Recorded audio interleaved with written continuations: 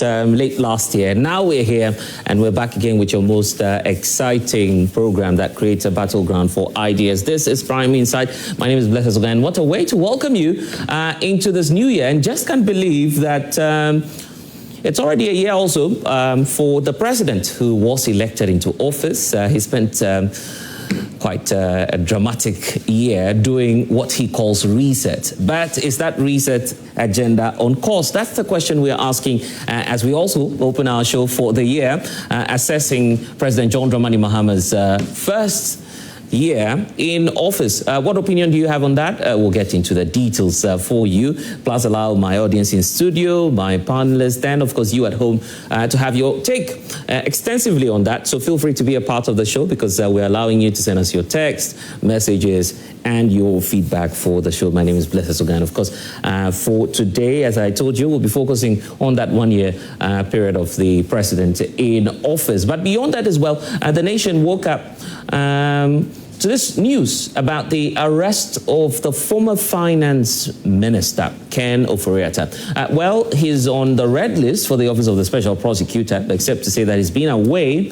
in the U.S. Now, the U.S. authorities are also detaining him over claims that possibly he may have violated some immigration laws. The indication we're getting is that if he's found culpable, deportation may be the only option now for former finance minister. And so we'll be getting into this whole story about his detention. His lawyers are indicating to us that they're working on that.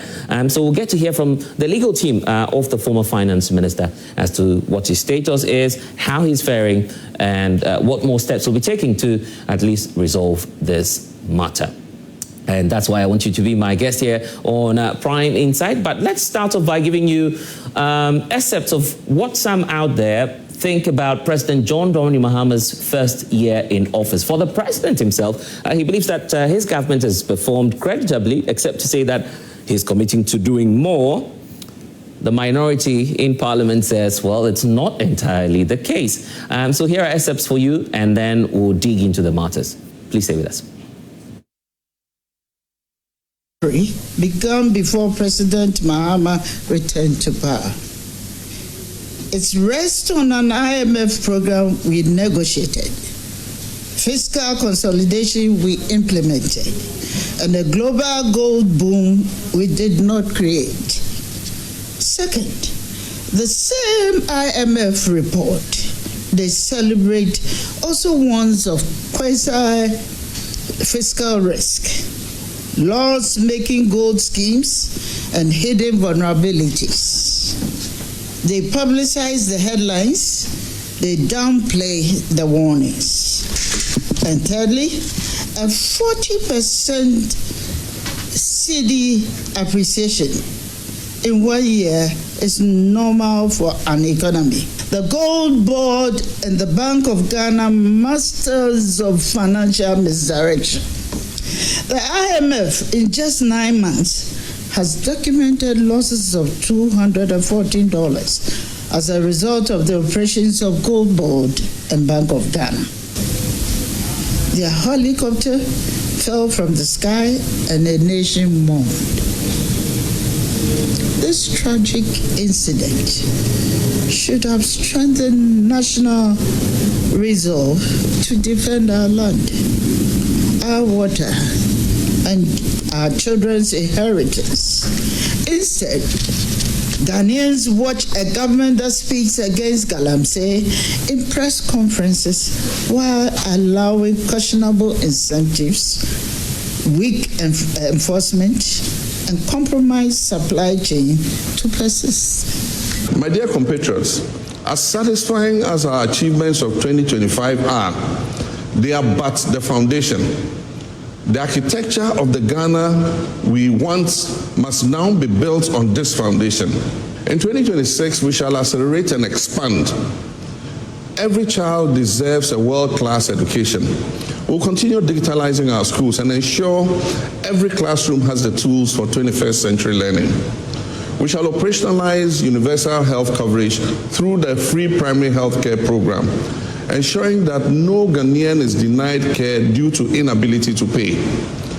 Through the Ghana Medical Trust Fund, we'll stretch a hand of support to our people suffering from non-communicable diseases.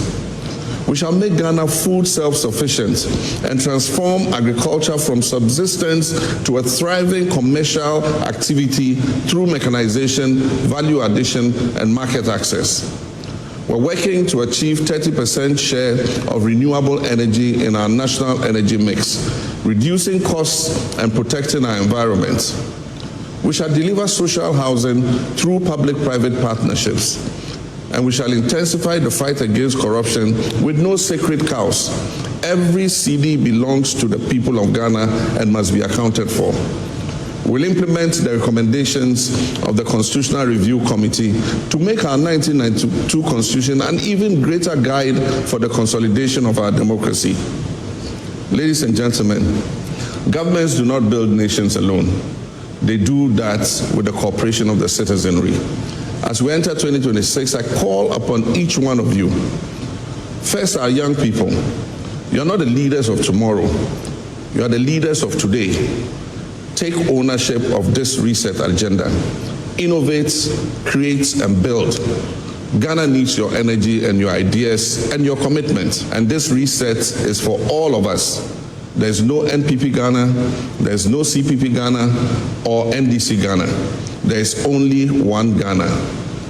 That Ghana our forebears fought for and shed their blood to give us our freedom.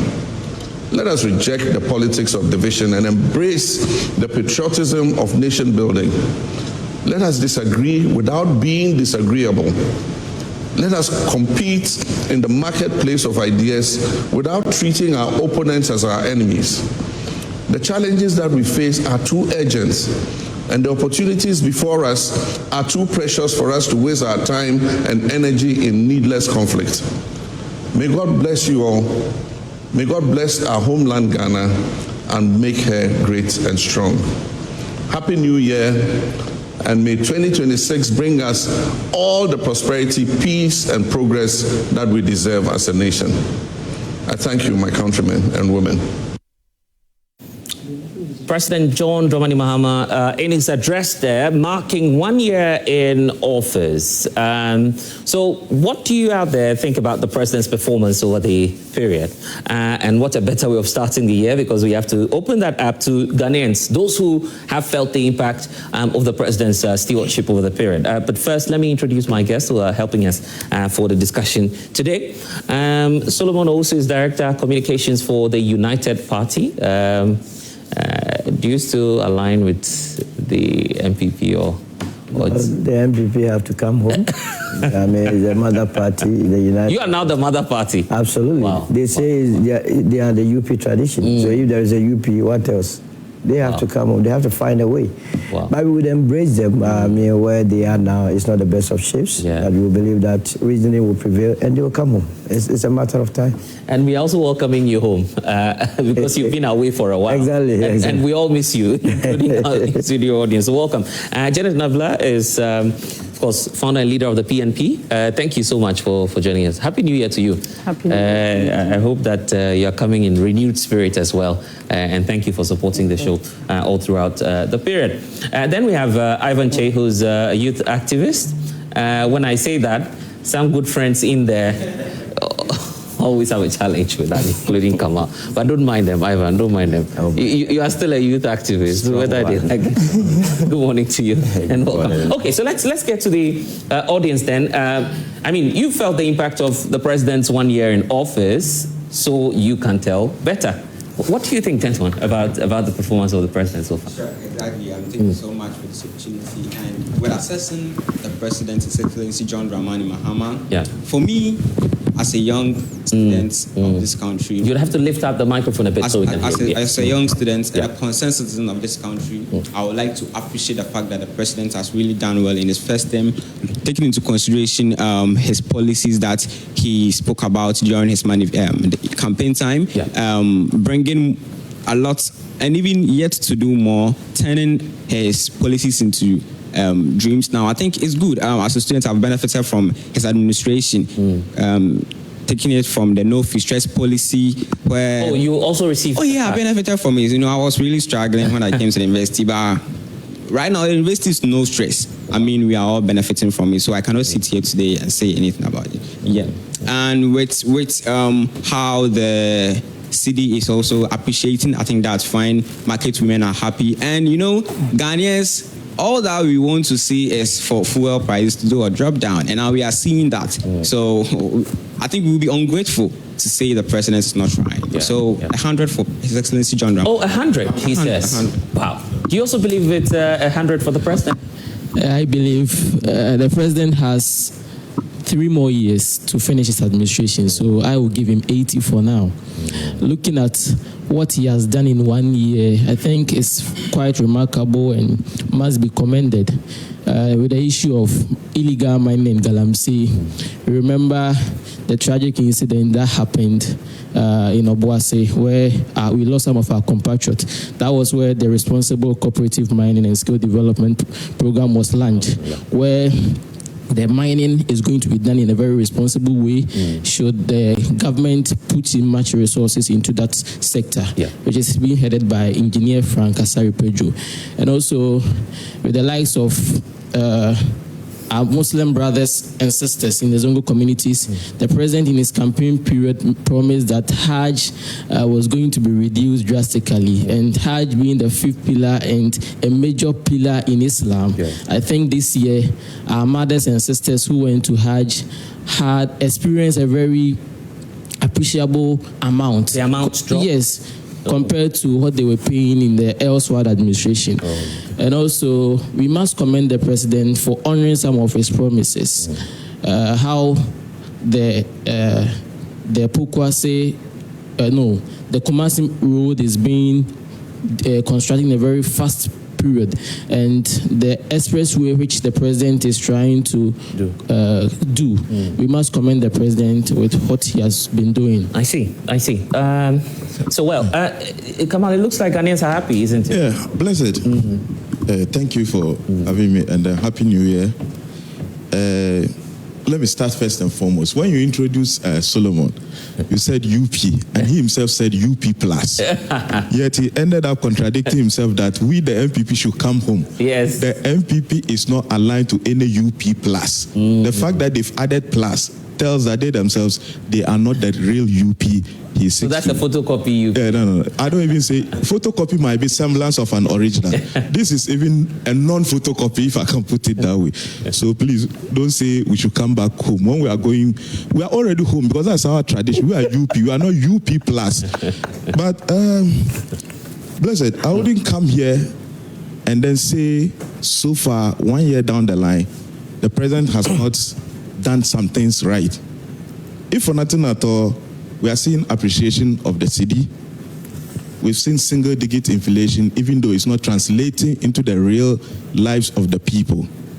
But aside that, the 24-hour economy that the president promised, we are even yet to know where the secretariat is located. The coordinator of that program says that he needs $4 billion to implement the 24-hour economy. So far, he's not even been able to be given even $500 million. Yeah, let's be clear. 4 billion, almost 80% or 70% financed by the private sector. That's what the policy said. He says he needs, when they were implementing, when they were making the campaign promise, they never said the private sector was going to support. But I'm just telling you what's in the document. I'm not what they said in opposition, you can read the document to the hearing. Whether you heard what the private sector will complement the 24-hour economy. The president said 1 job, 3 shifts. They were going to implement, and the coordinator said he needs 4 billion. Yes. That 4 billion, we've not even been, he's not but even I'm just been, telling you, by way of information, that what we have on paper, the policy document, is clear that the rest of the funding will come from the private sector. There'll just be a seed commitment. And I'll still take you back that when the president was campaigning with 24-hour economy, he never said the private sector was going to come in. That is, now, again, the president under 12 months has been able to sack about 30,000 youth from their employment. This cannot be said to be a good handling of a country where you promise to rather employ the youth, you ended up sacking them. So it's like plus and minus. Who's been sacked? But a lot of the youth from different departments, you are here, blessed. I can go join online and show you where, by the stroke of the pen of the chief of staff, many people have been sacked. There are recruitments that were done. 30,000. I said about 30,000. I'm not specific as to the figure. The employment offers of some people. You know, you are noted for reading sources. So on the show. I'll help you with that. Yes. So where's your source for the 30,000? I have a litany of. Let me flow. No, I'll allow you. I beg you. You see, the chief of staff issued a letter. That's a fact. That people employed after 7th December should not be. Their employment offer will be nullified. Is that not it? Okay. Good. But we had people who were sacked. Even many of the new media outlets carried that, who justify. In fact, Bank of Ghana even faced that issue. Before I understand later they were recalled. Some of these things, Joy FM, you find them. You're saying 30,000 people. But you see, I said about 30,000 people, but I'll try to get the figure. The figure. And again, in their first budget, they promise of employing teachers, 50,000 teachers and 10,000 non-teaching staff. As we talk, before the end of 2025 has ended, they've not been able to meet up to that standard. Again, you see, Hajj is a pillar of Islam, but it is not mandatory pillar of Islam. It is for those who have the means. What the president promised to that the Zongo people say, I should echo it for them, is that he's promised them Soyaya Fund, which I know you are not even aware of Soyaya Fund. Good, but it's there in their budget. They call Soyaya Fund. You see, they're even surprised. They're hearing for the first time. Is there in the NDC's budget, Soyaya Fund, a fund dedicated to the Zongo communities. I hope many of you are looking at me with surprise. Is there in their budget? You have the benefit of being in the community. That's called Soyaya Fund. I'm a Zongo person, so I'm echoing their voices here. That the Soyaya Fund has not been implemented. Is a fund they said they were going to. They will be setting up to take care of the supporting of Zongo women by giving them kind of small stipend. Please, bless it. For the sake of under the 12 month, we've experienced series of conflict, and for the first time, Ghanaians became refugees under President Mama. And lastly, pleasure, just give me 30 seconds. Give me 30 let's seconds. Be mindful of time so we don't overrun. Let me hear from you. Then the gentleman at the back, please. When you have the opportunity, just do that for me in a minute. Thank you very much. So I can. To me, I cannot stand here and say the president hasn't done anything within 1 year. In fact, we cannot assess a government within just a year. He has done a lot, but let's ask ourselves the promises he gave Ghanaians, especially on Galamsey. The promise on Galamsey, arresting kingpins, and then he came back to tell us that he's going to rather deport foreigners who went to Galamsey. In Ghana here, we know about 80% of the kingpins are foreigners. So meaning the fight against Galamsey has become something else. And then even before they came to power, we had many youth demonstrating on the streets of this country on the Galamsey issue. And also, I think this reset does not include teachers. Because recently, when the president met with we saw teachers crying up for about 12 months. They've worked for about 12 months, and they've received about 2 months' salary. Now, let's say the president did well with reducing the ministry to about 30 or 29.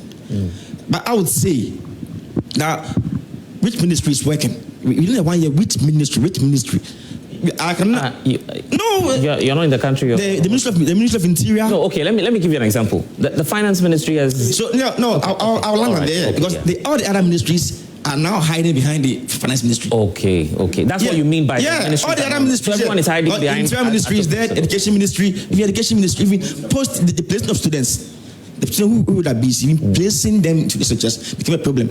I've never said this has never happened before, but we thought the reset. You feel every ministry should work well. Work well, yeah, but it's and then now about the Ministry of Finance. How long are we going to inject money just to make sure our city appreciates? How long? But you're enjoying. I'm enjoying it now. I'm enjoying it. I would say it's a short-term plan because every year we're going to make sure we inject. Why don't we use that money? All right.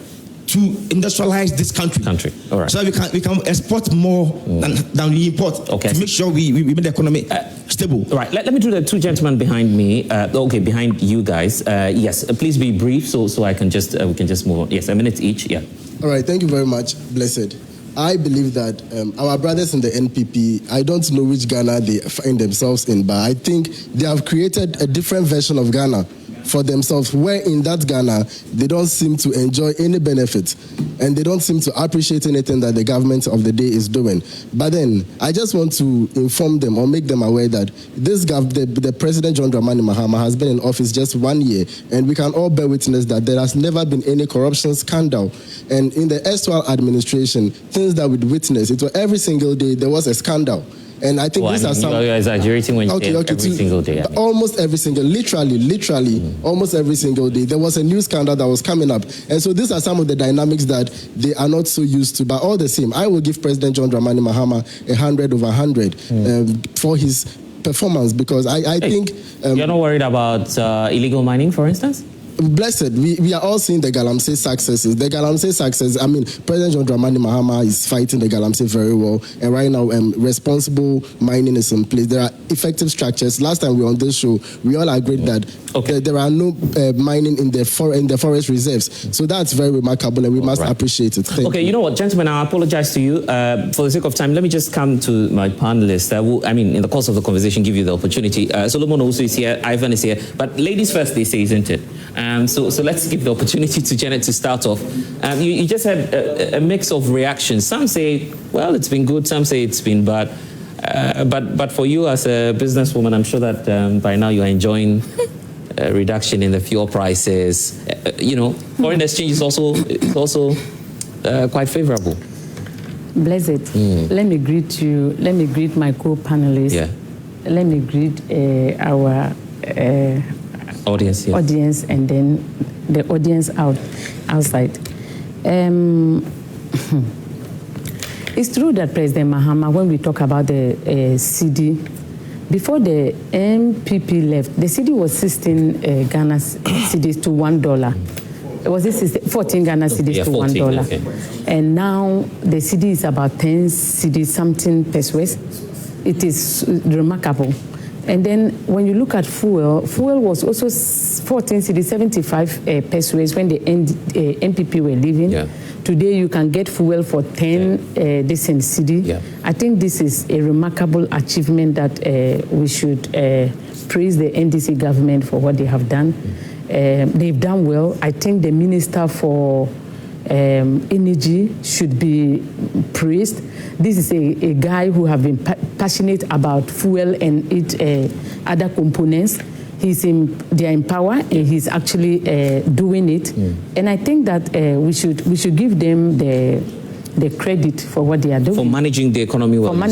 For managing these sectors very well. Okay. Because when you look at the impact of fuel in the lives of Ghanaians, I would say that it is the bourgeoisie, those who are rich, who are benefiting.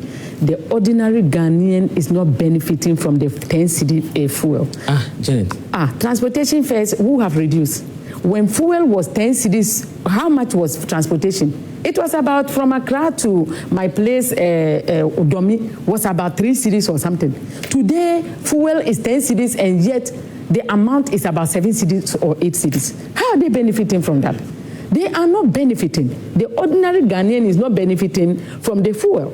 Now, Janet, but how much did you buy your fuel? I'm benefiting. I'm saying, how many people in Ghana have their own cars? When we talk about politics, politics is supposed to target the masses. Politics doesn't target the rich. If you're a politician and you come in with the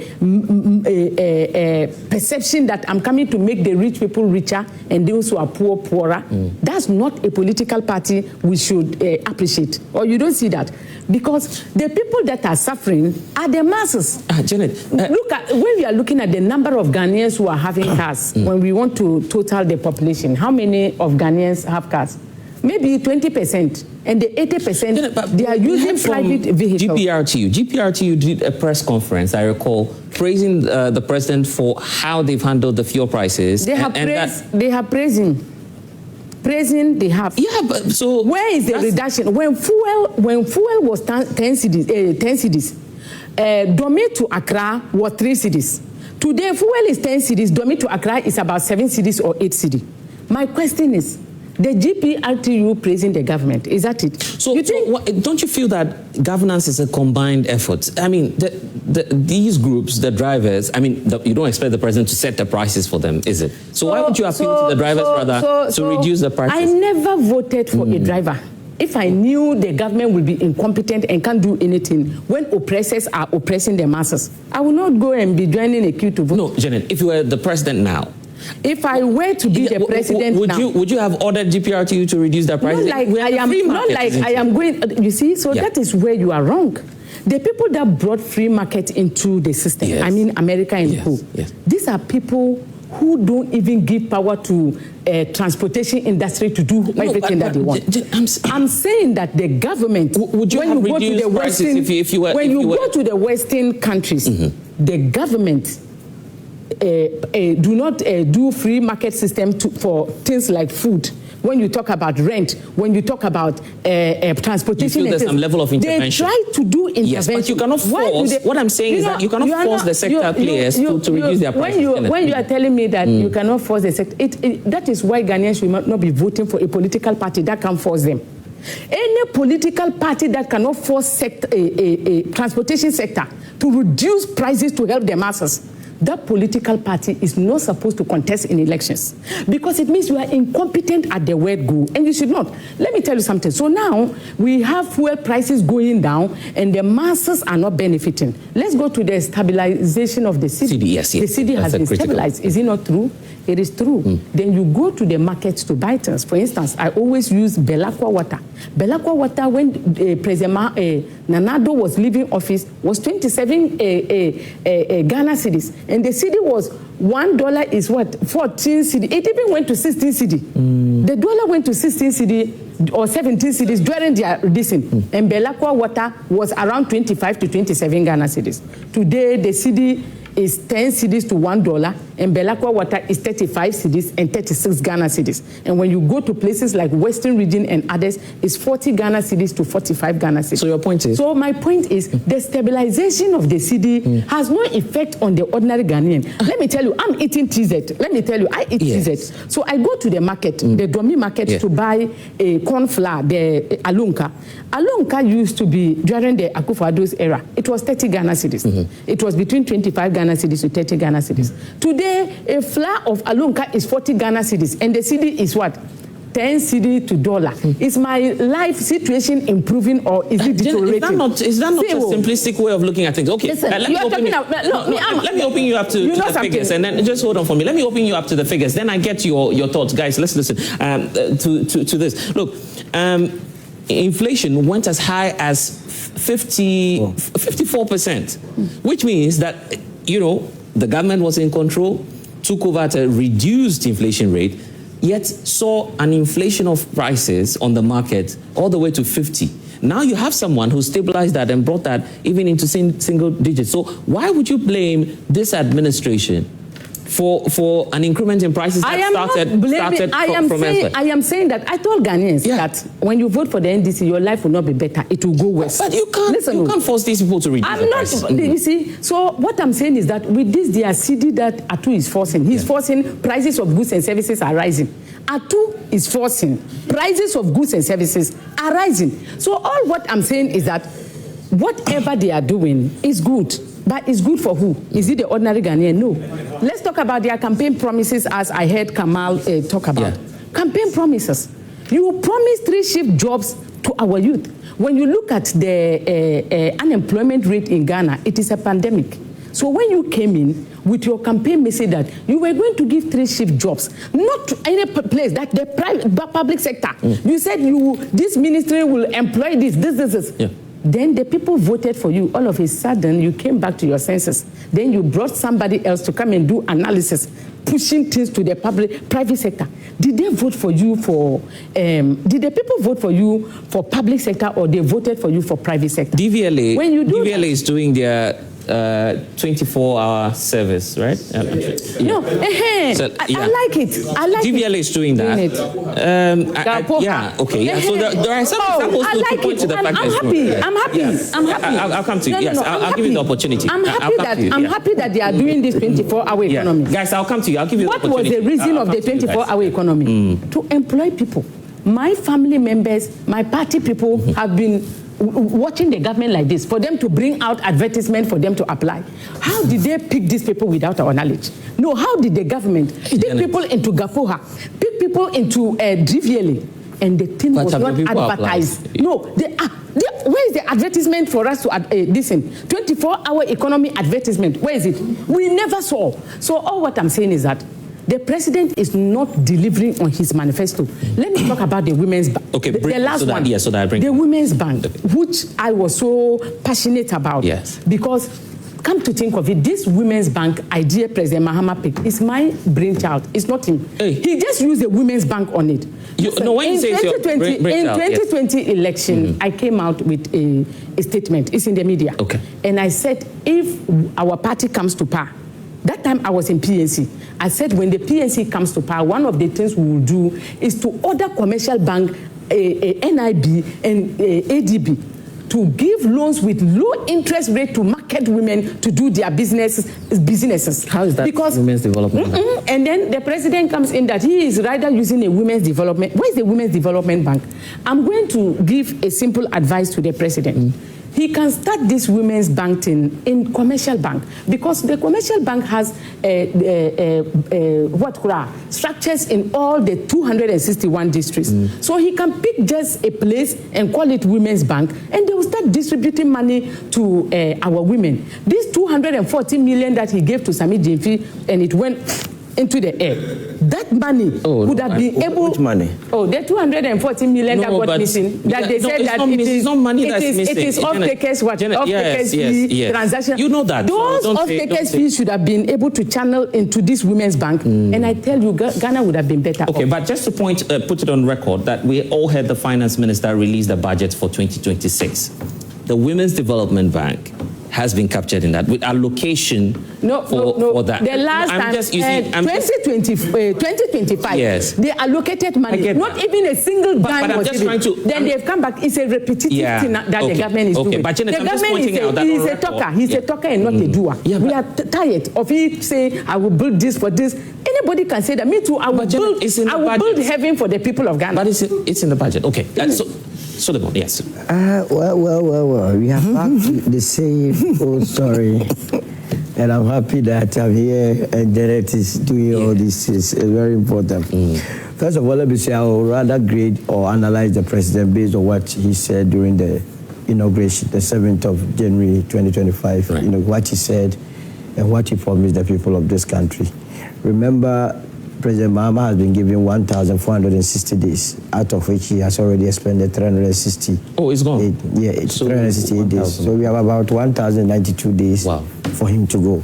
And so for you... No, that one is out of it. That one, if anybody is harboring that, if he's going to have 30, when are you going to be the president? He doesn't want to be part of the Absolutely. So really, at the inauguration, the president mentioned 4 areas that he was focusing on. Yeah. He said he was going to stabilize the macroeconomic environment, which was very necessary. The GTP that we represented to him when he won the elections, we had said that anybody that won election 2024, the key issues to deal with was the economic or the macroeconomic environment. You can't have a country where the inflation was to the roof. And if Janet is downplaying the effect of inflation, then I'm very surprised, because as we speak, if you go to Tehran, Iran, the people are bent on taking out the government. And you know the reason? They say inflation has gotten to 40%. Remember, Mahmoud Bawumia and Akufo-Addo took us to 54%. So if Iranians were Ghanaians, if at 40% they are chasing the president out, 54, what would they have done? They would have bent them. They would have bent them. So you cannot downplay it here. In 2022, Gotabaya Rajapaksa, you know the Sri Lankan president, the Gen Zs, they forced him out. Why? Because inflation was 52%. So So the Ghanaians' resilience levels cannot be downplayed. And for me, if today inflation is at 5.4%, and as a director of communication of the United Party, why would I come and sit here and say the president has not and the government has not done well? In any case, and why are you blaming Dr. Mahmoud Bawumia and the NPP for that? They say there were external shocks, which so many reports have pointed to. That is even the most ridiculous. No, don't ever entertain it. You see, the fight between Ukraine and Russia is at the all-time high. That's heightened more than ever.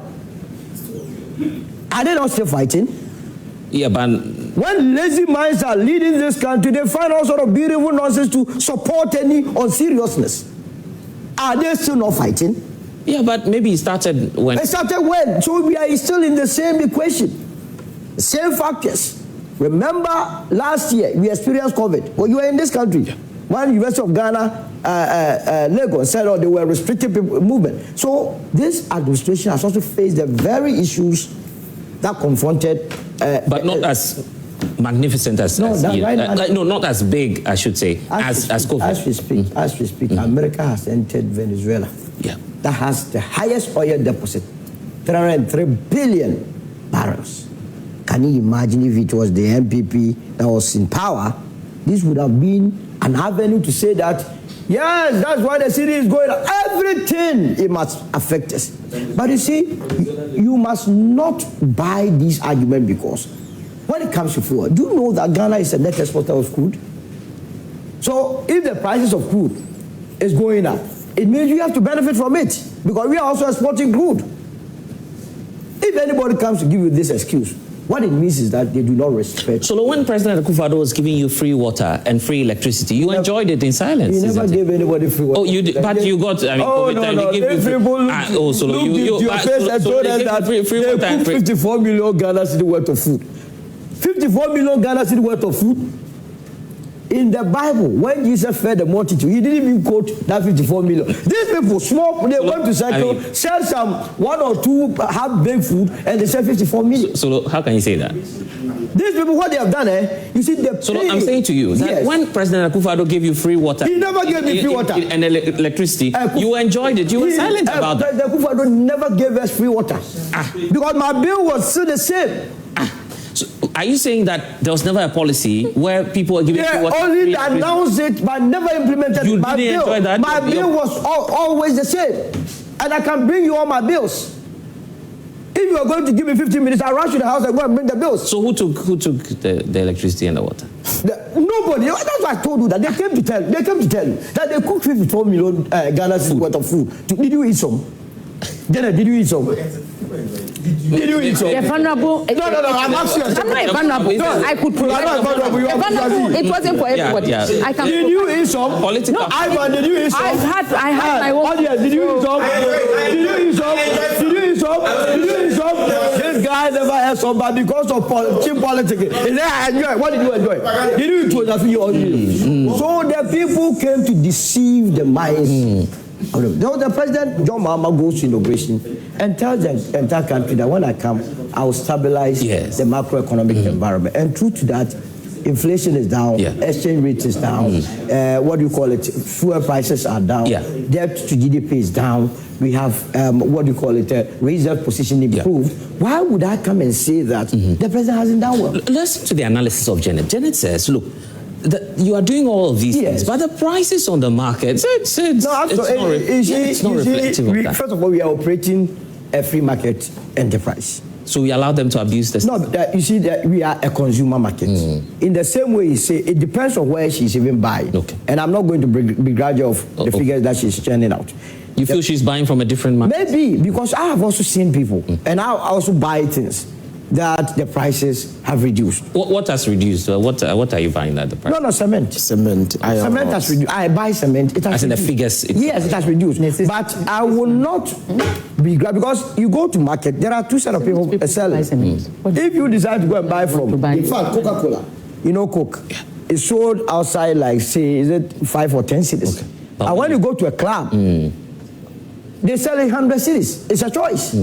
You understand? And that is why we must be very careful. But Janet is asking, how many Ghanaians can afford cement, she says it's not, basic necessity. It's not a basic necessity. No, but it's coming for the bourgeoisie. You see, if you don't have money. It would have been worse. The understanding of inflation. What is inflation in the first place?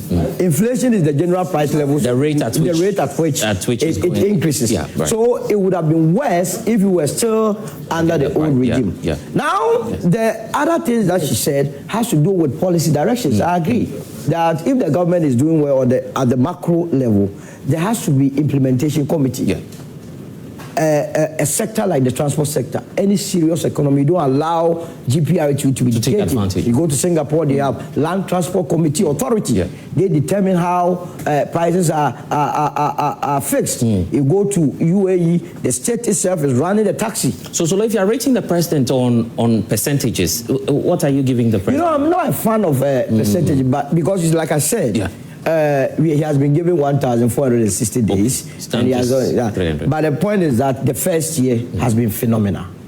Has been phenomenal. And it is how you see, no Ghanaian must wish that his president fails.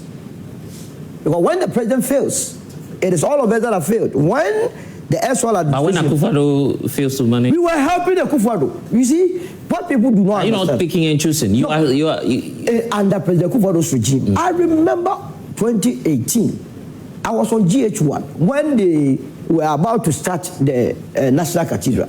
That time I was a National Communications team member of the NPP. Right. I went on it, I said, look, Mr. President, what you are going to do will destroy your administration. Oh, you told him? I told on air, the videos are there. At that time, I was a National Communications team member. When I led the studios, the flag and people, and I said, look, I was not taken to school to be following nonsense. Excuse my French. Now, what has been the main nemesis of the Eswal administration? The hole is still there. So when you belong to a political party and that party is doing something that is not good for the image of the country and the party, voice out. That will shape your party. But you see, we have been cowed into submission. There is a fear that when you are within a political party, you must not. They say, don't wash your dirty linen outside. If you don't wash your dirty linen outside, how will people see that it's not clean? So the president has done well. Ivan, you agree? Please, Bless. Okay. Bless. He said something about the cement. Yes, cement. It's true. But it's a fact, yeah. Are you aware? But if it is true, what are you aware that? No. Are you aware that? Are you aware? Don't let her waste time here. When an she's wasting your time. Rent that cost 1,200 is now 4,500. And I have evidence. What's costing? Rent that used to cost 1,200. Rent. It's now 4,500. Cement. Demand and supply situation. Okay. Demand and supply. Ivan, let me come to you. Conditions of Ghanaians have become I get that. But if you say what I said is true, what were you debating? What are you? I'm just telling you that it's not. Rent is also going up. Okay. Rent is going all right. up. Let's listen to Ivan. I'll get back to you. Yeah, I'll get back to this. Blessed. Let me say Happy New Year to our listeners and viewers across the country and to everyone here. I think 1 year of President Mahama, for me, if you want to do a very dispassionate political analysis, devoid of partisan influences or whatever, you might start by looking at where we were in the past. To be able to track your progress as a human being, you need to take a step back to identify or to realize where you were, and you look at your current situation. In between that fine line, that is where you'll be able to tell whether you've made a progress or not. Prior to the election, we all saw the circumstances in this country, the sort of outcry in the public. The economic space, I think the economy was actually described as junk by reputable credit rating agencies around the world, to the extent that we could not even get out there to borrow because the economic figures were so dirty. We had no other option than to rush to IMF for a certain bailout. Dr. Mahmoud Bawumia brought the gold for reserves policy. It saved us. It brought some oil into the country. I mean, we're almost you see, turning the corner. If you look at the picture out there, it is not me telling. It's a revealing story that was across the country, to the extent that we were actually sending emissaries to go out there and negotiate on our behalf because we defaulted on our external debt obligations, and even internally we defaulted because the DDEP came in and individuals who have sent their money to bank, the government forcefully took it over. People complained, but at the end of the day, it didn't materialize. We were on the how do you call it? We went to the Eurobond. Yes. Floated a lot of bonds. Within a short period of 4 years, we had at about $11.2 billion. At the end of the day, we defaulted. We had to postpone, and now the government has resumed paying. So the fact of the reality of the situation was that the situation was really terrible in terms of the economic figures. Solo has mentioned the numbers, and these are very key because if you go back to 2012, when the Arab Spring started, some of these key indicators actually gave rise to some of the extreme. I mean, Ghanaians are peace-loving people. We love to use the ballots, but you guys are citing example. Iran. Yes. Is that not true? They are wearing suits and playing by the bush. These people, they like their living. Is that Russians are peaceful people. This is a democratic government. You see, they are wearing suits and wearing using boots to rule. But are you living on a different planet or in a different country? This country. You see, in this country. So I'm telling you. I'll give you the time. Yes, I'm telling you this to rationalize where we are, which has been downplayed by a lot of people because people don't see the essence of Ghana having a single-digit inflation number. People don't see why we should have a 45% debt to GDP. Yeah. Our external debt component has dropped almost 100 billion because of the cedi. And are you aware that in 2024, according to Bloomberg, our currency was the worst performing currency among 133 currencies that was tracked by Bloomberg?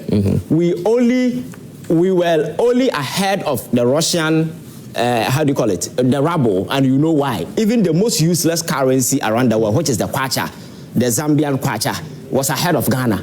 But in the middle of this year, per the same Bloomberg, Ghana's cedi became the best performing currency. And for the first time in 30 years, the cedi posted 41% appreciation, which according to Bloomberg, since 1994, they started tracking currency. We have never seen that appreciation. So for me, these are the clear indicators giving you the certain semblance of hope that where we were, we are not out of the woods, yes, but a certain radical transformation is happening for us to build on as a country. Then you should side with Janet when she says it's not over yet. Ghanaians are not really feeling the impact of it will be crazy for anybody to just say where we are out of the woods. You understand? It's a process. That is what I'm saying. John Mahama is not a magician. He just took over from this started economy, and all of a sudden you tell a story that the whole problem has been solved. No.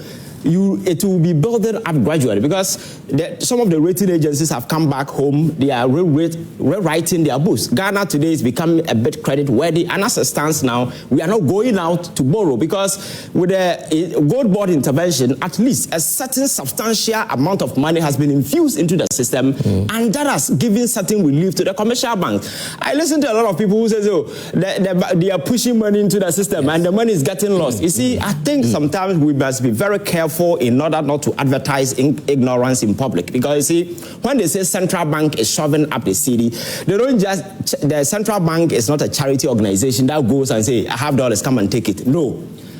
Because our reserve, we have exceeded the limit that according to the IMF negotiation that we had extra. The central bank had a lot of cash reserve in the form of dollars. The commercial banks are not having. So it's just a matter of selling those dollars to the commercial banks and take out whatever equivalence, whether cedi or, and that has actually resulted in the number of the kind of IMF. That same IMF is saying we are making losses. No. It's a different thing. Yeah. Because what I'm saying is a different thing. I'm talking about the gold board intervention bringing into this economy. $10 billion. We're not saying gold board is making losses. Yes. I'm just saying, but IMF on the other hand is saying that the central bank is making losses. You see, if you look at the positive. Hello. Okay. If you look at the IMF report, the funny thing is that people quickly just wanted to create something and it settled on gold board. But I have read the report. It's about 130 something page document. There is nowhere in that report where they said gold board has been running a loss. I get that. But you see, the gold for oil intervention that was introduced in 2022 by Dr. Bawumia, just go and track that particular policy intervention, because the reason why we went for that particular option was that we didn't have dollars at the time. The dollar was rising ahead of the currency. We were virtually in crisis. Then they decided if that is the case, then we don't have the dollar. We could not go to the external market to borrow. We relied on external, internal people who have given their money to bank. They suck all the CDs. Now you don't have dollars. Then what do you do? Then they said, okay, let us start buying gold. Yes. So that we send it outside in exchange. We get, how do you call it? We are able to buy oil. Yeah, but they were trading through the Bank of... Exactly. Yes. But that particular intervention was as a result of a crisis that has arisen at the time. It wasn't meant to generate income. So when they went to the ground to buy gold, they bought it at a rate that was eventually going to give us a loss. So if you go to the Bank of Ghana audited account, you realize that the 2022, when the policy was introduced, we ran a loss of 2.15 billion Ghana cedis. The following year, it was 4.85. So in between the 2 years, the numbers were almost $7 billion. That tells you that the whole idea was infusing a certain amount of dollars into the system. But ask yourself, was it able to intervene the situation? Because the dollar was still rising. So that tells you that if Bank of Ghana is continuing the same initiative, then the probability that that particular loss or occasion is quite obvious. Okay, but we are making the trading laws, and yeah, for now in this administration, we are seeing some level of better performance of the CD. Yes. Janet's point is that look, that's not trickling down to the average Ghanaian who voted for the president. That depends how you say it. But I'm trying to explain how this infusion has brought all the indicators down. Yes. And that eventually is having impact on the life of people. Is it not just on paper? No, it's not just on paper. No, that is a very narrow appreciation. You know, I'll give you the time. Janet says she is not an ordinary person. Yes. She is a bourgeois. I never said that. You said you said there is no way. I said when you're going to discuss that, you're going to be telling. Why do you change your mind? Don't say something I never said. Ordinary. I said vulnerable people in society. And I'm not vulnerable. That is even good. I'm not vulnerable. That is even good. Yeah. You are not vulnerable. Yeah. How do you know that people are not benefited down there? How do you know that those that you describe as vulnerable? I'm not talking about that. Experience. Exactly. So you are not. I have not said that. I'm saying that when I go to buy pills, I see the amount. But Janet, you see, Janet, you know what? Solomon is saying. Just hold on. Yes. Solomon is saying that you don't belong to the class. That not like I don't belong. Because you're saying that this is about the ordinary Ghanaian. Some of the things our people took it, and we saw them using it. Yes. You see, and they will say that you, this household, no, you are better off. Yes. I won't give. But you get this analysis that no, I'm getting this analysis. You're not there. You don't feel how the people. I saw it. I mean, how did you see? Because I saw them. How did you see? We were informed. Everyone, I'll come back. At that time, you were not an important person, so they didn't tell you. At that time, I was the National Women's Organization. You have always been important person. Oh yes, in politics. So now, the challenge that we were having, the challenge that we were having with the inflow of this FS, with this FS to this certain extent, then if you look at the larger policy option or the larger policy outcome, the objective is to ensure that we get this inflow, and it has come to stabilize. And I'm telling you, the reason why today Bank of Ghana can confidently take money and tell the commercial bank, hey, come for dollars when people come, and that has stabilized the currency. And that has a trickling down effect on almost every sector, because once you're able to stabilize your currency at the microeconomic level, a lot of things will be taken care of. You remember, you don't take the average trotro that someone is taking. I do take trotro. I do. But I know that you drive. But you see, it will be a very. Are you not making things up because you don't do it on a daily? Someone who does it on a daily. It will be a very narrow appreciation. So just look at trotro and make such a bring something that the ordinary. I am not here to bring any. But I'm telling you, it's very narrow to appreciate. It's not about appreciate that because trotro has not reduced, and for that particular reason, the economy. No, when you're doing serious political analysis, you just look at the indicators, the numbers, and you can do the tracking down. Very often we all advocate. Okay, so the last time you took trotro, Okay. Solo, I'm not sure Solo has done that. Solo, you're also taking the two of you are today. You know, a typical Ghanaian attitude. Ivan has taken more time than anyone. No. You spoke for 15 minutes. I started. You are even interjecting. Ivan, I saw this. Okay, so I'll get back to you. Today I want to play. Ivan, the last time you took Trotro, you know when you what was the experience? Janet, I'll give you the time. Okay. Janet, I'll give you the time. The last time you took Trotro, how was it like in terms of the pricing? Oh, I think it was normal.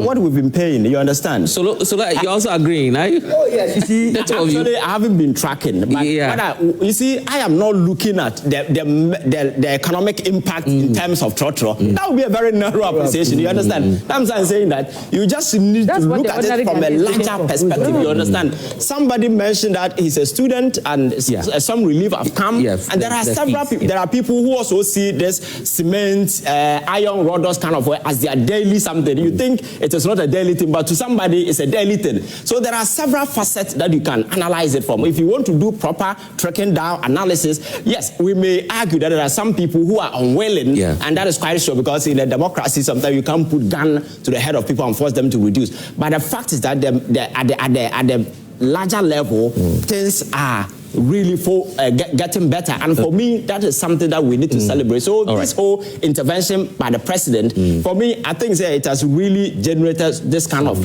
sense of hope for Ghanaians. And if you look at other areas, until recently, corruption became so much institutionalized. So what rate will you give the president in terms of performance? I don't want to give a certain percentage, but I just hope that we'll be able to build on, because all that we want is the realization of the Ghanaian dream. And I think with the president, he is focused on building this particular economy, and for me, that is what I'm for. What matters. Janet and Solo, I'll come to you. I think there are some burning questions for you guys from the back there. And Kamal, let's go to the gentleman at the back, because I was going to give him the opportunity. Because you were going to make a point quickly. And thank you very much, Mr. So be brief, and so I can come back to Solo and the others. Yes. I think that from the submissions we've seen from our very respectable panelists, one thing that runs across is how economic performance is going to trickle down to ordinary people. And really, that's a righteous point to make, because a good economic performance that really does not touch the vulnerable people in society is as good as a bad economy. And so, to the extent that there is some level of evidence to show that the good economic performance that we are seeing is not trickling down to the good people of Ghana, I think that we have to all join in the chorus in making sure that we see a solution to it. But what's the solution really? There is no really free economy across the world.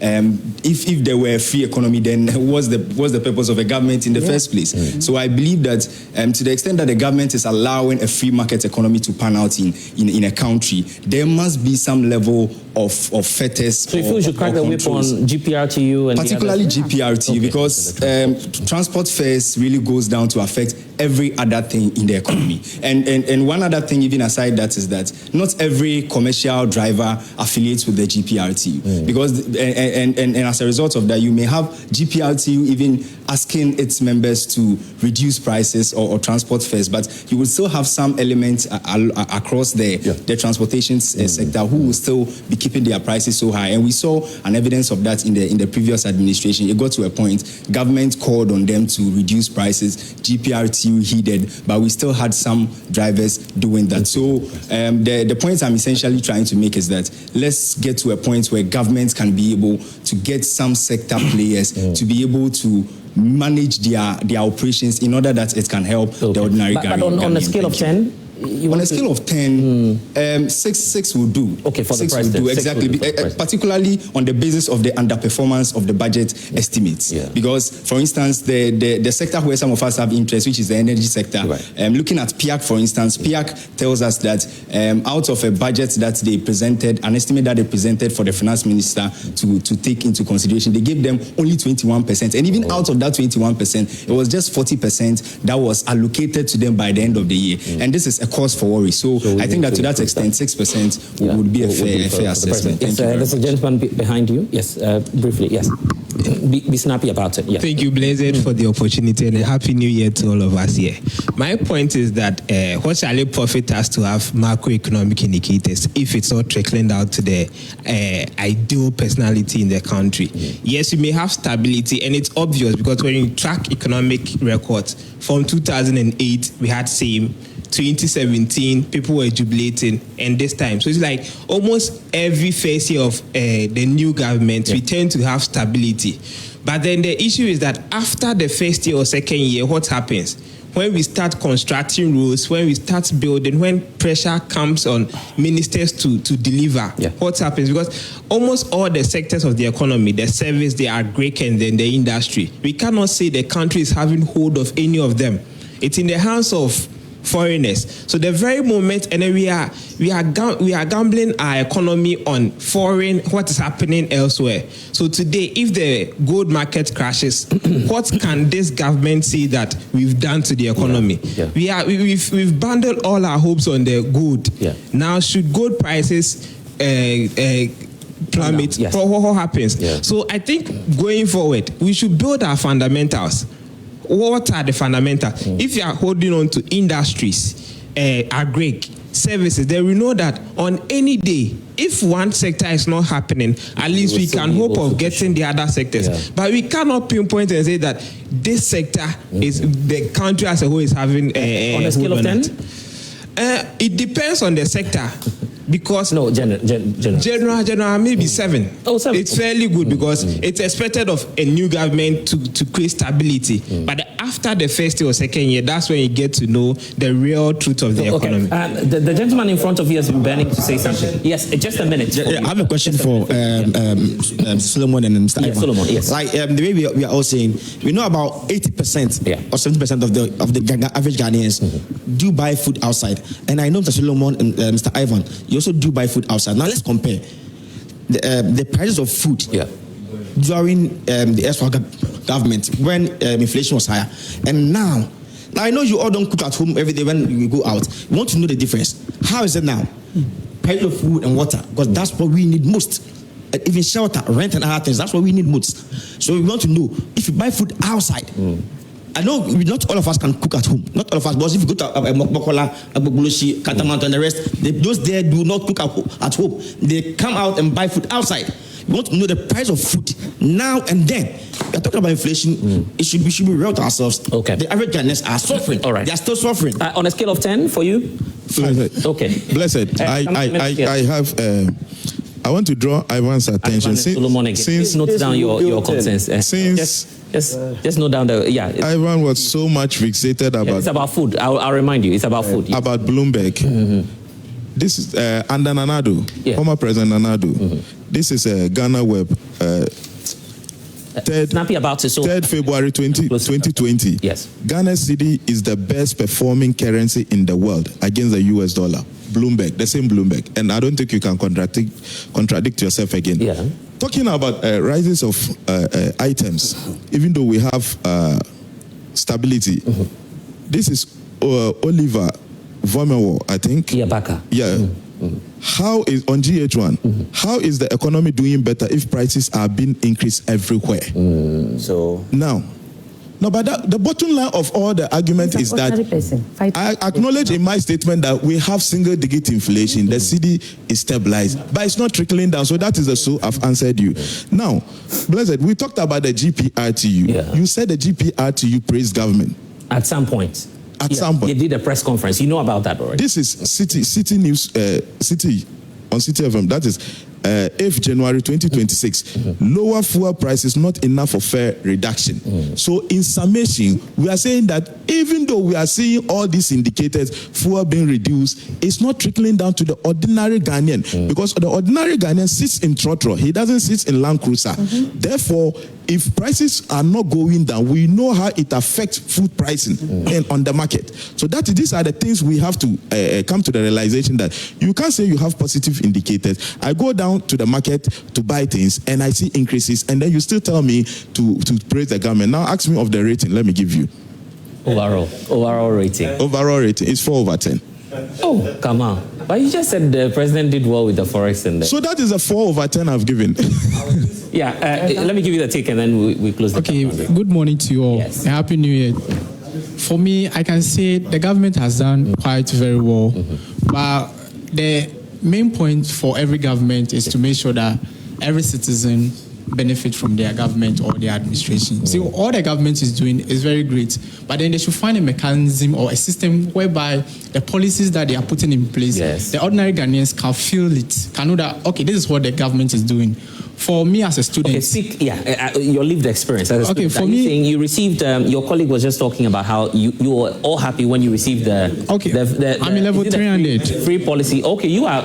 Yeah, I'm in level 300, so I didn't receive the amount? No, I didn't receive that. Okay. So talking about prices of fuel, we all see that the city has actually reduced... So you didn't benefit from that? No, I didn't benefit from that. So is any time you take car or transportation, the prices are still the same. And you ask drivers that fuel have been reduced, and they will tell you that, so what? So the government should find mechanisms or systems where the policies that they are putting in place can actually take effect, so that we, the ordinary Ghanaians, we know that, okay, this is what the president is doing. Not that we see it on online. It's true that the government is doing well, but on the ground, we don't feel it. But don't you think that the GPRT people should also do something about the prices? Okay, with that, the government should be the one putting pressure out there. So if you, the president, you are making sure that the fuel reduces, and there's someone there trying to tarnish your image, you should call that person out and put them to work. Okay, this is what I'm doing, but you are not making my work to be filled at the ground. So the government has to put mechanisms, put people on ground, so that every day there is a report on what is going on, so that we can actually feel it, not just hearing it or seeing it online. You know that what I'll say? I'll just appeal to GPRT at this moment. I think they should reduce the prices. Janet, you agree with me? There are some messages coming through. Let me just read them briefly so we move on. Isaac from Ho is telling us that, Blessed, I entreat you and others to start visiting provision stores, stationery, bookshops, boutiques, and others, and that you will stop glorifying the so-called single-digit inflation that could be seen on paper but not on the ground. That's from Isaac watching us from home. This one is also coming through from Garu Timpanis from Big Alaska. He says that, please ask my sister Nabla for me. Has she bought a bag of rice during Christmas? That's the question from Garu for you. He says that, how much is a bag of maize in her area? I'm a farmer and I need buyers to buy my maize, but no one is doing so. During the NPP era, a bag of maize was 1,200 Ghana cedis. And today, in Garu Market, he is saying, and I've not verified this, he's saying that in Garu Market, you can get a bag of that same maize at 300 Ghana cedis. That's what he said. So how come that... That's his claim. No, how come... I'm saying I've not verified that, by the way. So how come that prices of flour, corn flour, in the market have increased from 25 to 30 cedis to 40 to 45 cedis. Ask him. So Blessed, I wanted to just say that you've heard from all the panelists, both those who are aligned to NPP and NDC. They've all come to the same conclusion that we have a single-digit inflation. We are not chopping inflation, do we? We don't chop all the macroeconomic indicators. What we chop is what we buy and how we feel. Anytime a government comes into place and refuses to listen to Ghanaians, the same people will end up destroying them and sending them away. And that's what the NDC is doing.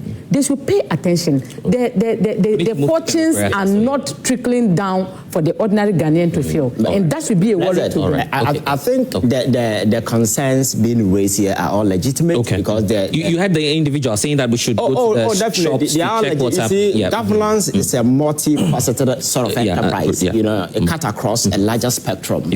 But you see, the concerns being raised as against the inflation there is no correlation. When we say inflation, can you find the meaning of inflation? Oh no, it's just we don't care. So listen. Even we don't care. No. Guys, how can a youth activist be talking this? He's not a youth activist. Even is not a youth activist. You are not a youth activist. So the point, allow him to speak. The point I am making is that you see, the point I'm making is that when you talk about inflation. It's the average rise in prices going forward. It always takes subsequent effect. It doesn't backtrack. You understand? So when they say inflation has dropped, you don't expect that because the things that were being sold yesterday will drop. It's high. It's highly. It doesn't work that way. It is doubling. It is doubling. Guys, I don't make in the market. 13 Ghana cedis, something that was 7 cedis, 99 pesos. And then 13 Ghana cedis. So my brother, no. Okay, so guys, hold on. Everyone have their say. Ivan, let's close the chapter. Janet, you are fond of doing this. Allow us to run this show. The two of you can't be able to guide me. Janet, I'll come back to you. It's very important we educate the masses on this matter. Ken Ofori Attah is that we have to talk about. The point of the matter is that on the point. I am married, so food is good for me. And so the example that he tried to make, my wife will not be happy about it. But so you don't buy food? I don't buy food outside. But even when I do, every day, let me say that, like Ivan was saying, when we say inflation, it doesn't mean, because we are not experiencing disinflation. If it was disinflation, it means the prices has to go down. But the rate, I'm a businessman, fortunately. I'm not too sure a lot of you are businessmen. And I was buying ties last year. And we are in 2026, 2024. If I tell you the experience, you will go to Abu Sokai. You will be standing in front of the Lebanese. And he will be telling you, well, hold on, let me check dollar price. In your face, he will say that it's 2,000. If you mistake and waste 30 minutes, it will be 2,100. That was the first time I experienced. I had read hyperinflation in books. I experienced it in 2024. So when we are saying that things he is saying it's not true. I heard that I was going to buy it. He says I bought ties myself. You went to buy. You do at the same level. You do commercial business. I can give you the number. Me, I went there to buy ties for myself. My company, our company, I buy it. Guys, Solo Woodland. I'll give you the opportunity. The I'll give you the time. I'll give you the rate of increase. Has actually stabilized. It has been stabilized. We all that we asked for, and indeed, the summation of all that they were saying is that it has to trickle down. And that is where government's intervention is needed. Okay, let's do this. Lawyer Frank Davis is joining us this morning as well. He belongs to the Ken Ofori Attah legal team. We have to talk about the former finance minister who is on detention or in detention in the United States, because we understand that the customs there has picked him up. We need to get updates on that. Counsel, good morning to you. Welcome. I'll just come to you briefly, but I want to complete these messages. This one says JDM is doing absolutely well in terms of the management of the economy. But unfortunately, the 2023 batch of trained teachers, probably that's what Kamal was referring to, are suffering at the hands of the president, the finance minister, and the education minister. They're saying possibly that they would have to receive that pay or, be recruited. I think that's what it's got to do with. Delisco says that I used to love everything about the NDC government until now. They only care about some sectors of the economy and completely ignored others, claiming that there's no money. He's also referring to payments for some individuals, I believe the teachers. But there's another one also here, says the government is doing really good. It is our prayer that they have the marketing price under control and transportation as well. So that adds to what, Solomon Owusu has been saying, that please, we are appealing to those of you in the markets, GUTA, GPRTU. If it's good for all of us. I'll come back to the audience. Good morning to you, Lawyer Frank Davis. Are you in the US now or you're still in Ghana? Happy New Year, by the way. Good morning. And good morning to your cherished listeners and esteemed viewers. I'm very much in the jurisdiction. Oh, okay. I'm not in America. I'm not in Canada. I'm not in the UK. Yeah, I was worried for you. I thought you were detained as well, together with your clients. That's why. Anyway, so this week we all heard about the case of our former finance minister. We're not, excited because that's our former finance minister. But he's being kept in detention by the U.S. authorities. What can you say about his safety now or his status now as we speak? Do you have any updates now? Oh, from the outset, let me say that Ken is doing extremely well. He's well. He's taking being calmly. You all know his nonchalant attitude, and he has adopted the same style. He's very, very calm. He's taking it in his stride, and our counterpart lawyers in America are engaging the Immigration and Customs Enforcement so that this matter is resolved as early as possible, as we say, ASAP. So Ken as well. Okay, have you seen the video from lawyer Abraham Maliba? He seems to suggest that you, the lawyers of the former finance minister, the lawyers of Ken Ofori Attah in Ghana, are not really informed as to what might be his status now, because earlier the lawyers in the US were speaking, but they've gone silent, and that it's now been left to you guys in Ghana to speak on a matter that you're not even aware of. So brief us, have you been updated on whether or not he'll be, deported, he'll be given an opportunity to come himself? I mean, what are you being told by the US officials? What exactly did Amaliba say? So his argument is that initially when the government triggered the extradition process, we had you, the lawyers here in Ghana, speaking about it, same as those in the US. In fact, there was an interview that was granted the BBC about his, the whole extradition case. But he says, ever since the detention by ICE, the US lawyers have gone silent and they've not made any comments. It's only those of you in Accra, in Ghana, who are speaking on a matter on which you don't have information. What response do you have to that? Well, I'm a man, very good friend. He's a trained lawyer. And when lawyers talk in this pedestrian manner, I get a bit worried. What does he know about engagement between American lawyers and Ghanaian lawyers? Meeting with them. If he's doing a case in Ghana, and there's another leg in America, he's trying to suggest that American lawyers will not give him a feedback as to what is happening. When people have little knowledge of something, it is better for them to keep quiet, but rather go around embarrassing themselves and saying all kinds of things because they want to be heard on radio or to be heard on television. It is needless. And I would urge Amaliba that his government is in power. All right? His government is in power. Okay? Sadinam Atiunu has been convicted regularly and legally by a court of competent jurisdiction. She's a criminal fugitive. And she is in America. Tell him that whilst he's talking about Ken, he should concentrate and tell his attorney general that they should also expedite proceedings to bring Sedinam to Ghana to come and answer for her crime. The attorney general has told us that he will trigger that process. But I'm concerned about your client. He has. He will trigger that process when? I think you people should be interested in that rather than spending all the time. Let me get your. This is our former finance minister who's been arrested. I am as concerned as you are. Are you not concerned? Is he coming back? Have you confirmed whether he will come back? And when is he coming back? Or you want to listen to yourself. You have asked me a question. Let me. And kindly stop interrupting me. I beg of your pardon, please. Ken Ofori Attah has been picked up by ICE. We all know he's in custody. What every diligent lawyer would do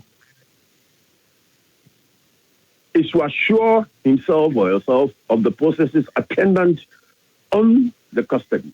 The lawyers in America have filed the process in court, if Amaliba doesn't know. A process has been filed in court to challenge his custody in ICE detention. All right? That process would be heard later this month. What does he expect the lawyers in America to be saying? That is why we are here as his lawyers, because we have a collaboration and a teamwork with American lawyers.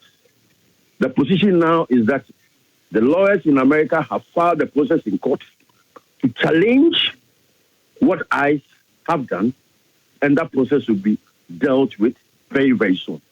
So that is the latest on the matter. And if he doesn't have enough information, he should just keep quiet and listen to what's going on. All right? The lawyers have activated the process in court. They have filed the process in court. And the merits of that process will be heard pretty soon. So that is successful. If that is successful, that will leave our former finance minister with the option of either coming back home or going elsewhere, wherever he feels like going. But you told us earlier last year that, once he's done with his treatment, he will avail himself. He'll be in this country. Has he changed his mind on that? Or is the former finance minister still willing to come back to Accra when he's dealt with this case? He has not changed his mind one bit. But we should all bear and know that if you go for a surgery, you go for a major surgery, you take advice from your medical team as and when you have to embark on the travel. Ken is consulting with his medical team on a daily basis. He's going through the recuperative stage, and if it is all clear for him to come to Ghana, he will come to Ghana. Means that he's still receiving treatment. Which means that he's still receiving treatment, if I get you right, if I'm listening to you right. I said he is in the recuperative stages of his treatment. Okay. If you also understand that, yes. Okay. Yes. So his position has not shifted. If the doctors give him an all clear, he will make himself available. Okay. How do you respond to the claims that he's an illegal immigrant now in the U.S.? How do you react to that? He is not an illegal immigrant. If you've been following my reviews and interviews with your particular station, he is not an illegal immigrant. He has put in a petition for an adjustment of his immigration status. At the time he did that, I had no knowledge of the petition. It is now that the petition has been brought. That is why the lawyers in America have activated the process in court to challenge why they picked him up while he has a petition pending for an adjustment of his immigration status. So he is not an illegal immigrant. If Ken Ofori Attah is deported before that case is heard, would you be willing to facilitate his? I don't know. Well, it's a preserve of the government, but would you be willing to aid that process for him to rather come quickly than expected? How can he be repatriated or deported when there's a process? How would you observe a visiting that? The person has filed the person has been.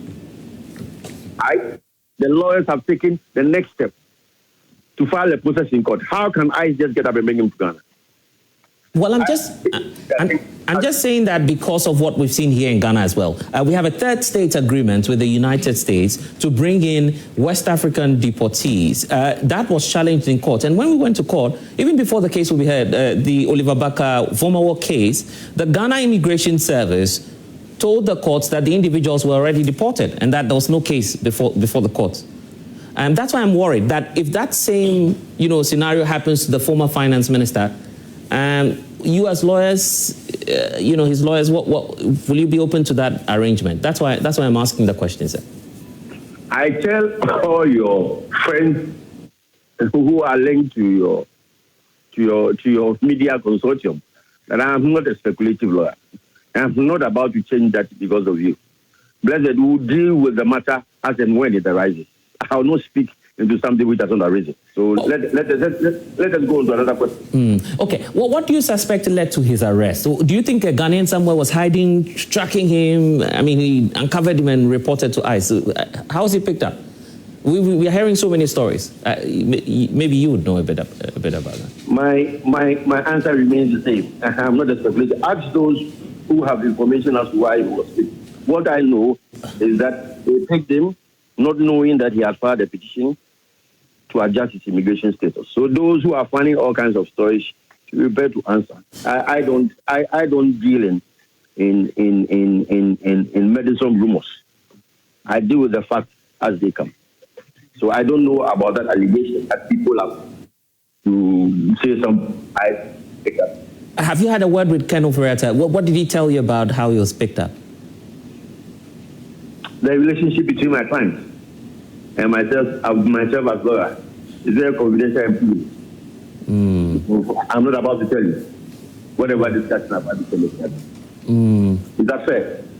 Well, except to say that you are quite a known figure in this country. You are both public figures, politically exposed individuals.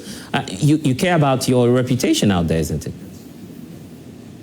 Well, what reputation of mine is tainted? It's not tainted, but I mean, you know that you are both politically exposed individuals. There are questions as to transparency and also the concern from the public opinion generally. That's why I'm asking the question. Ghanaians are asking. But what has transparency got to do with the relationship between my client and my good self? I'm a trained lawyer. Okay. If I have a personal conversation with my client, you expect me to come on your radio set and tell you and whatever that this is what I said to my client. You think it's fair? Would you be in a position to be happy when I do that to you? We are politically exposed person, and so why are you condemning Ken before the event? Oh no, not at all. The mere fact that excuse me, I said to you, you are interviewing me. You want me to talk? Let me talk. And we go to bed. When you ask the question, let me answer. Why is Ken being condemned? The matter itself has sort of unfolded. At the threshold, he's just a suspect or an accused person. His guilt has not been proven. So let us all stay on that. Okay? He's been charged with certain offenses. All right? The onus is on the prosecution to prove his guilt beyond reasonable doubt. So let us not jump ahead of ourselves. Let us not jump ahead of ourselves. He is not a convict. He has not been tried. So don't let us jump the gun and be making all kinds of prejudicial statements. Finally, what does this make of the extradition case he's already facing? Because the Attorney General triggered that process as well. Legally speaking, is that to say that is off the table now? The extradition proceeding is separate and distinct from this, which is a purely immigration matter. It's an administrative process for an adjustment of his immigration status in the United States. It's got nothing whatsoever, absolutely nothing whatsoever to do with the extradition proceeding. So we take one at a time. Okay. Thank you so much for joining us this morning. That's lawyer Frank Davis, member of the legal team of the former finance minister. Solo? Well, I believe Frank Davis has only proven that he has no knowledge as to what is happening to Ken Ofori Attah. And if I were him and you claim to be his lawyer and you don't want to answer questions, I believe you must decline invitations to speak on the matter. Because every single question you asked him is either he gave you a cheeky answer or he evaded it. He says it's a client. So you don't come on air. You shouldn't give it a client matter. You don't come on air to come and behave in an arrogant manner as though the person asking question does not know his left from right. You were called because you have represented yourself as his lawyer. Clarity. So Ghanaians are looking for clarity to certain matters. If you don't want to speak on the matter, don't come on air. It is within your right.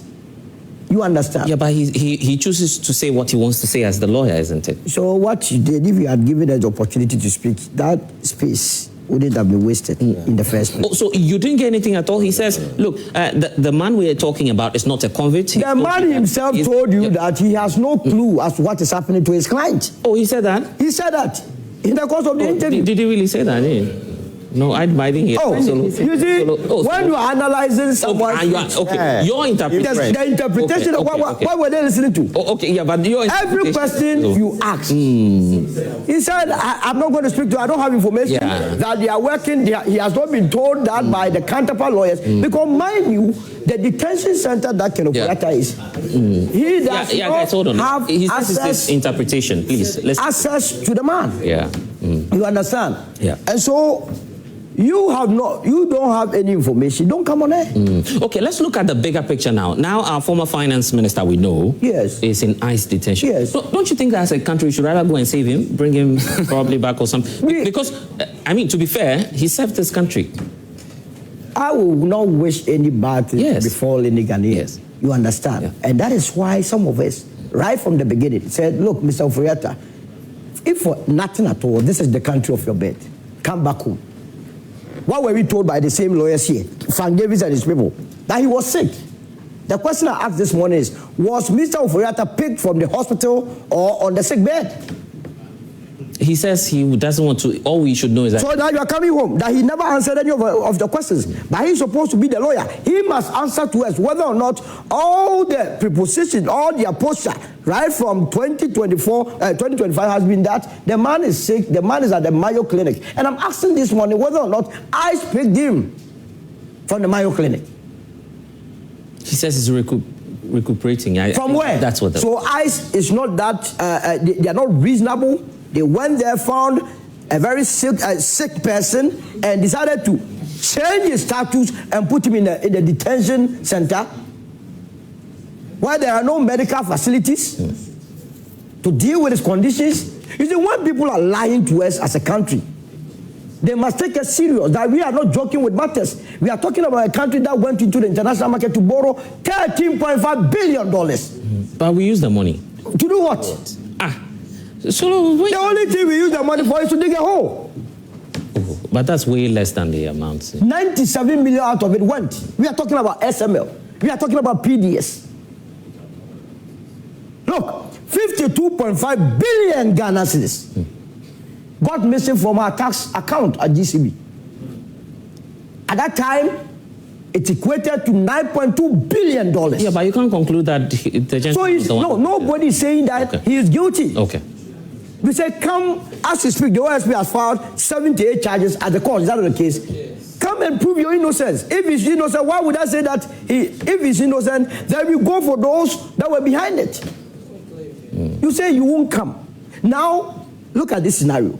The immigration. We are saying he has flouted our laws, he has committed crime in Ghana. People say, no. He went to the US and committed another crime. As we speak, ICE is saying that he has committed a crime, for which reason he has been detained. The detention says that there is a likelihood that you'll be brought back to Ghana. Yeah. Now the man is saying that I won't come to Ghana. I'm fighting to stay in the United States of America. That is what the lawyers are telling you. That he has applied to change his status. Yeah, to do an adjustment. Adjustment as a permanent resident. He wants to be a permanent resident of the United States of America. Yeah, we would all love to be in the US. I don't love to be a citizen. There is a reason why God created it. The very reason he's in the United States must be the reason why he's in Ghana. We gave him our purse. That Mr. Ofori Attah manage it well and build hospitals, quality hospitals for us. You understand? We have been talking about youth unemployment in this country. Money that could have been given to the private sector to expand the economy for the teeming youth to work. Well, government cannot employ the teeming masses. So this will sound a bit controversial, but I mean, what will we lose if we don't prosecute Ken? Oh, then what is going to happen is that it's a free-for-all. You see those in government now, that we will not have any business accusing them of stealing from us or mismanaging our economy.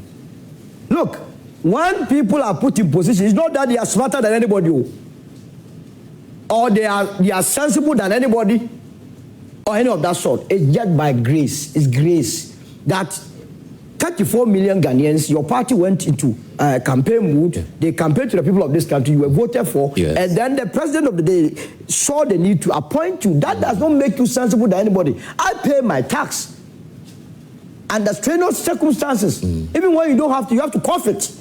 Then we give the money to you for you to use it to fix our roads. Remember 2017, 2018, 2019. We did year of roads, year of roads, year of roads. 3 times. 3 times. All the major roads in this country from Accra are in terrible conditions. Accra Kumasi, nonsense. Accra Takoradi, disaster. Accra Flow, nonsense. So where did we invest the monies? But did you use the Pokosi in some? It's just recent. Even with that, the government had to cut through its nose to pay Maripoma some almost $100 million or so before they could go back to site.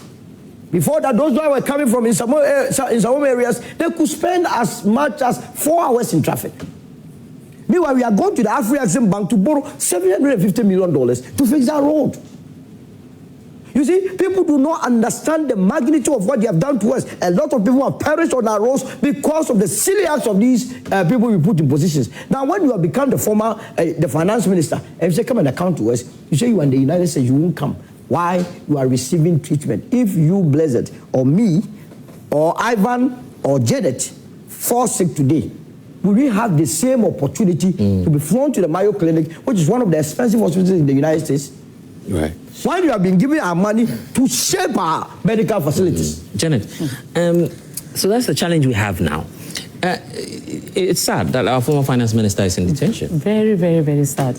I don't want to look at it as Ken Ofori Attah. Okay. I want it to be like an issue of human rights violation, rule of law, and our democracy. For who? Not working as it's supposed to do. We all know that his arrest is being engineered by forces from Ghana. Yesterday, I heard this man. Yesterday, I heard Black Rasta. Please. Yesterday, I heard Black Rasta. She's naming the source, please. Black Rasta saying that the good Attorney General, he thought that he was wise. But the good Attorney General who have stayed in the U.S.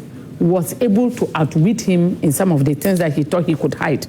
And that is why now he has been arrested. Look, truth is this. What has happened to Ken Ofori Attah can happen to any of us. It is not about the person Ken Ofori Attah. We are not trying to shield Ken Ofori Attah. Okay. We are talking about how people use cruelty and call it justice. When I say, look, Ken Ofori Attah he has been arrested, is that not it? Yes. Have you seen the pictures?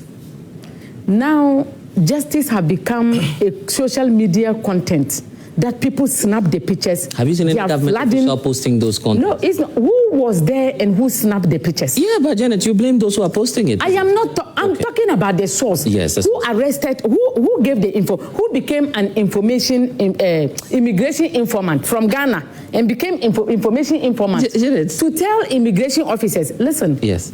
Whatever is happening to Ken Ofori Attah, I feel sad that he's in that. Don't you feel that he would have saved himself of all of these challenges if by coming back? Yes, by coming down, because now the lawyer. Ask yourself. Hold on, I'm just using the words of the lawyer. He says, look, he's done with the what's the name? The treatment. He never said that. Recovering. Yeah. He never said that. Okay, but he never said that. Okay. The lawyer said that if you go for treatment, you have to be listening to your doctors. Okay. So every information, the reason why he's not here is because the doctors have not given the opportunity. Because he's listening he wants to hear from the doctors. Listen, right? Ken Ofori Attah did not get up and just go to US to go and stay there. There is a reason why. Even justice, people who are known prisoners are given opportunity for medical attention. If you are at Nsawam and you are not feeling well, you are given opportunity. You personally know his health condition. You see, I don't know his health condition, but do you know his health condition? That is why the Office of the Special Prosecutor has told us that they provided him the opportunity to indicate clearly which doctor's recommendation has told him he can't return or travel. You've heard that argument. No, but I heard that he has given them even documentation. Yes, he says he's not given any indication that a recommendation from a doctor. No, he gave a recommendation from a doctor. No, we've all listened to the press briefing. Listen, Janet, yes. We all heard the special prosecutor speak, yes. Say that the first time he asked, they did not provide. Yes. Later on, they provided, he never saw it. Yeah, he said they gave him a document. That document does not indicate his inability to travel. And we heard Ken Ofori Attah lawyers coming out to tell us that. Yeah. He should have just asked that. And they would have provided. Yeah, so but he has cut off information with them. He would have saved himself of all these challenges. If you are not feeling well, if you are not feeling well, and do you know that even medical distance is supposed to be secretive? Yes. Medical doctor don't owe you any explanation to come and tell you that I have a kidney problem. The kidney is damaged. Let me give you an example. If a medical officer is giving you days off, they would indicate that, well, this individual is not well without disclosing information and say that, well, you can be off for maybe facility. Yes, you know that. I know. That's what I'm saying. You know why I am here saying that they should not deliberately. The doctor stated. The special prosecutor said that the law. Listen. When he was talking, I never mentioned my. Yes, but he should listen. Listen. Okay. this vindictive and cruel way of dealing with issues is not the best. You feel we're not being fair to Ken? Not fair at all. This is not democracy.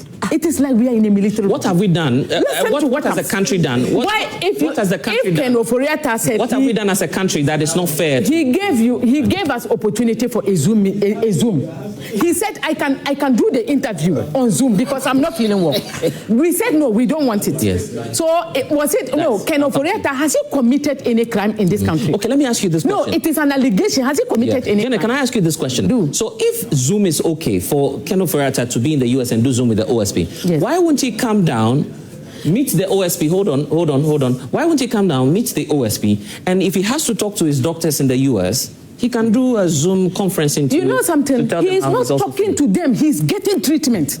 The treatment. But his lawyer. Have you heard that they have done Zoom treatment before? The lawyer just told us he's recovering, not from the hospital. But when they say recovering, you don't understand. There's virtual. Let me tell you about recovering process. When you are recovering, the doctor can tell you that every 3 days come to the hospital. But in this case, was that why he was picked up? The lawyer is saying that he doesn't owe us here obligation to give that information. Then if you are not ready to disclose he has told you. You are the one who called. Yeah, but he said he did not ready to disclose. So all what I am saying is that the help Ken Ofori Attah is passing through is not about justice. Okay. It is about a group of people whose hands are dirty. Okay. These are people who have asked people who were alleged of billions of Ghana cedis to go. All right. And then they are now asking their political opponent to be and listen, justice is or democracy is practice. Let me give the opportunity. Let me just finish this. Just land. Democracy is well practiced when you give opportunity to your opponents rather than your own political party members. Okay, that's good. I think the whole no, government is behind it. Okay, no, Janet, just hold on. Janet is behind it. Let's listen to Ivan. Yes, somebody went there. Janet, let's listen to Ivan. As a Ghanaian, if you watch what is unfolding, it seems a bit embarrassing, especially somebody who has risen to such a higher political prominence. He was a finance minister of Ghana and now being treated, being kept in a detention center. And there is something people have not appreciated. According to Donald Trump, if you are living in the United States and you don't have legal status, to him, you are a criminal alien. Absolutely. And to give you a clear description of this, if you go to Florida, there is a detention center called Alligator Alcatraz. The way they've done it, in the past, I think about 67 congressmen wrote a petition against it because of its inhumane. Human beings are being caged like cats. You are sleeping on a mattress. Human beings are being kept in a cage. So that is a picture skill description of what it Janet, means. yes, Janet, I'll come to you, yes. That is what it means to be kept in a detention center. It doesn't matter, it doesn't cut across, but that is the indication. So for a former minister, please, can you keep quiet? Oh, no, Ivan, come on. Oh, Ivan. No, you deliberately. No, Janet, I'll come to you. Yeah. Deliberately. Janet, I kept Janet, quiet. Okay, Ivan, continue. Ivan, let's allow him. Yeah, I'll come. It's okay, Ivan. Yeah, just land. Yeah, no, it's fine. So my point is that is guys, I'll come to you. Yeah, guys, I'll come to you. That is the description. That is the description, and it doesn't speak well. But this whole option gives Ghana two options because these two options are independent of each other. The extradition process, which I've told you, and then there's the ICE, and now there is this ICE option that has opened. Eventually, he may end up being extradited. According to his lawyer, certain process has been filed. We don't know what, but there are people who are standing trial defending their extradition. Donald Trump just took them away. You know, the guy there is highly unpredictable when it comes to some of these things. So, for a Ghanaian who want to see Ken Ofori Attah come to Ghana, they will be very excited because it's a two-way window that has been opened. Because the extradition, I told you, because it is a political extradition. It's very Herculean, you understand? That is why the last time the Attorney General registered his frustration about the fact that the gentleman has gone for expert lawyers. You see, I told you it was by way of information because in the United States, during the trial, Ghana will not be present. Ghana will not be present at the trial. You USA will be acting as Ghana's proxy, and Ken Ofori Attah per the it will be the state against his exactly, and per the principles of natural justice, the accused must be heard. So Ken Ofori Attah will have a legal representation. So it's going to be US acting as a proxy for Ghana versus Ken Ofori Attah. So the energy with which he's fighting it clearly speaks to the fact that he's unwilling to come. That is a fact. And again, they said he's sick today. I've told you that Ken Ofori Attah is not somebody who is terminally ill, that he was going to die the next day. If somebody can be kept in such an inhumane... How do you even know it? No, I'm describing... let me tell you a situation. I deliberately describe the state of the detention center to you. Because if you go to the United States, people are not just crazy. They will see somebody who's going to die tomorrow, and they'll go and keep you in an Alcatraz kind of detention. It's but we've seen the place. We've seen the picture of this. No. That picture is AI generated. Oh, okay. So it's not as friendly. No. Solo, have you been in a detention? That's what I'm telling you. That's from the website. There is a documentary on the Florida one, the Alcatraz one. You can read about it. But that's not where Ken is. No. I'm just giving you an imagery appreciation of how America see this whole thing. You understand? So it is not a good thing for me. What is it that all that Ken Ofori Attah? What is he running away from? Because even the president now has a post-Turner prosecutorial window. Akufo-Addo is still in Ghana. Okay, can I ask you a question? No, yes. If you were Ken Ofori Attah, would you honestly, I mean, looking at what's happening, would you? Oh, definitely, I'll come. I'll come and answer, because you see, what I've been telling people is that, you see, when you hold public office, you own the people moral obligation, because we assume that whoever put in any position of honor own the people that duty to answer to the people of this country. So you have served, according to you, diligently in their own description.